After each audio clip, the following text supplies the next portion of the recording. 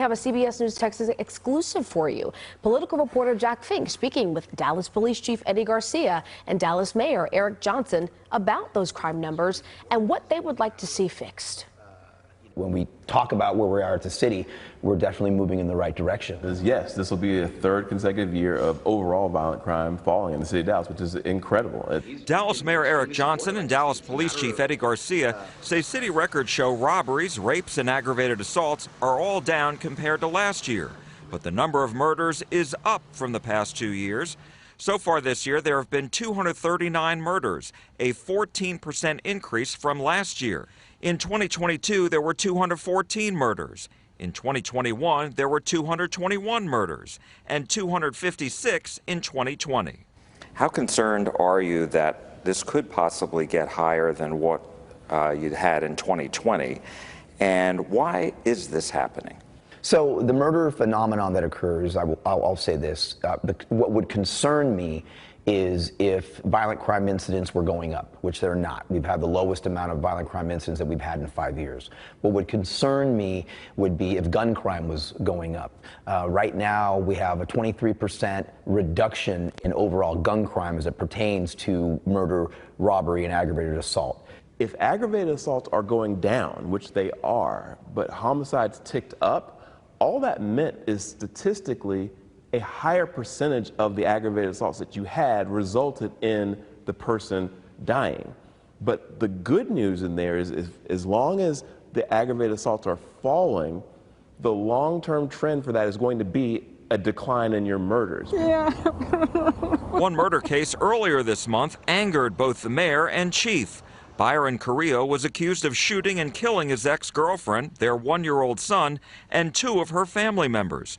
Court records show 2 weeks earlier, Carrillo, who was previously charged with assault, was released from custody with an ankle monitor. But I didn't see any uproar anywhere. We had uproar. We're texting each other going nuts about it. We certainly have uproar, but where is the uproar where an individual, under all the circumstances, not to go over the story again, under all the circumstances, put on ankle monitor, living next door to the victims who he's on ankle monitor for, and then murders them?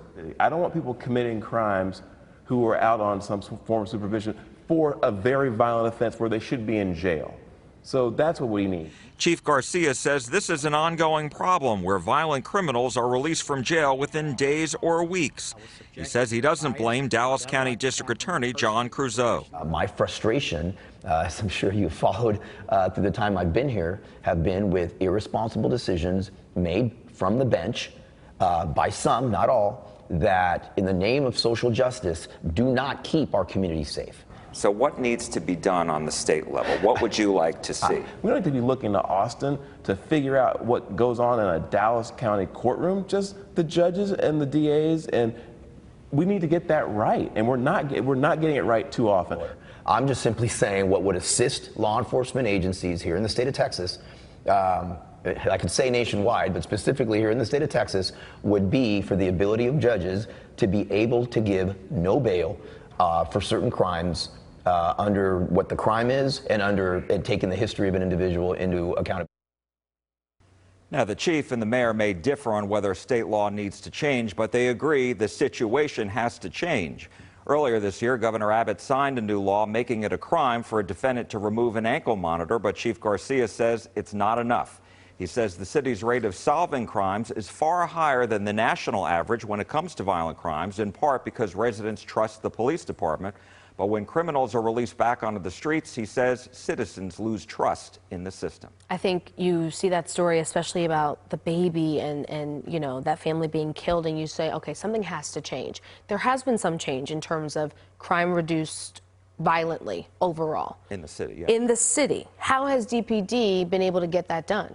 Well, Nicole, first of all, the chief obviously credits his officers and his department. DPD has been working with criminologists at UT San Antonio for years now, and they've been deploying what's called a hotspots policing strategy, dividing the city into tens of thousands of grids and focusing on the 50 to 65 grids with the most violent crime, and then placing a lot of officers there and using intelligence to turn around those communities. And they say it's working. Yeah, we hope that continues, and we hope that whatever gaps are in that plan can be filled in the new year for sure. All right. Jack, thank you so much. Jack's exclusive interviews with both Mayor Johnson and Police Chief Eddie Garcia, those are part of this week's edition of Eye on Politics. You do not want to miss it. It drops on the stream less than an hour from now, 6 o'clock on CBSNewsTexas.com.